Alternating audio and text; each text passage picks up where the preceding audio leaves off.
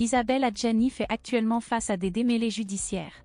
Selon les informations divulguées par nos confrères de Paris Match, l'actrice âgée de 68 ans fait l'objet de soupçons de fraude fiscale pour les années 2013, 2016 et 2017. Les allégations portent sur la dissimulation d'un don de 2 millions d'euros reçu de l'homme d'affaires sénégalais Diania Ndiaye. Par ailleurs, la comédienne, qui compte 5 Césars à son actif, est également confrontée à des accusations du fisc la concernant, puisqu'elle est déclarée résidente fiscale au Portugal, bien qu'il lui soit reproché de ne pas y résider effectivement. Isabelle Adjani est actuellement exposée à la perspective de devoir s'acquitter d'une somme considérable. Outre la restitution de sa dette de 1,2 million d'euros, des frais de majoration s'élevant à 1,25 million d'euros s'ajoutent, comme l'ont expliqué nos confrères. À quelques jours de son audience programmée pour le 19 octobre, l'actrice, qui avait précédemment partagé des confidences émouvantes concernant le décès de son frère, a exprimé sa défense auprès de Paris Match.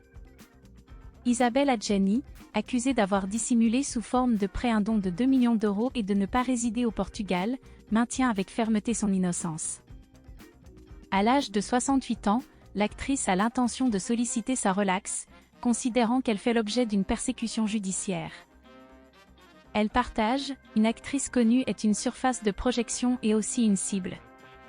Malgré son statut, elle affirme être dans une situation financière précaire, ajoutant. La mère de Gabriel Cain poursuit en soulignant. On ne peut pas être ruiné quand on n'a jamais été fortuné. Elle ajoute que bien qu'elle ait gagné plus d'argent que la moyenne, elle en a également donné et perdu davantage que la moyenne. Ces propos ont été corroborés par son avocat, Stéphane Babonneau, qui a déclaré. Isabelle Adjani fait partie de cette génération d'artistes qui n'est pas axée sur la planification financière et l'accumulation. Que cela soit justifié ou non, cela relève de sa sphère personnelle. Quoi qu'il en soit, elle se trouve actuellement dans une situation confortable.